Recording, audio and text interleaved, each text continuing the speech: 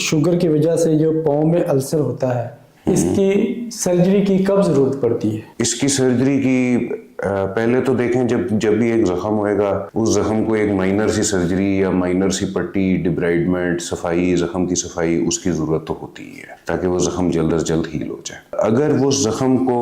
तमाम तर इलाज सही मिलने के बावजूद 3 महीने हो जाए और वो जख्म हील ना हो सके, जख्म ना भर सके, तो फिर वो जख्म डेफिनेटली खून की कमी की वजह से ही है और इस मरीज को खून की कमी के लिए इवेलुएट करना ज़रूरी होता है। इसके अलावा कभी कभार जिन मरीजों के अंदर कोई उंगली का हिस्सा काला रंग का हो के ज़ाया हो जाए या उंगली की टिप के ऊपर भी कोई काले रंग का छोटा सा निशान या डॉट बन जाए, तो ये तमाम तर अलामात होती हैं जिसके अंदर हमें वैस्कुलर सर्जरी के जरिए खून की सप्लाई बढ़ाने की जरूरत पड़ सकती है। इसके अलावा एक आखिरी अलामत है जिसके अंदर मरीज को मुसलसल टांग में या पाँव में दर्द रहना शुरू हो जाती है। बहुत सारे शुगर के मरीजों में ये वाले फीचर नहीं भी देखा जाता क्योंकि उनको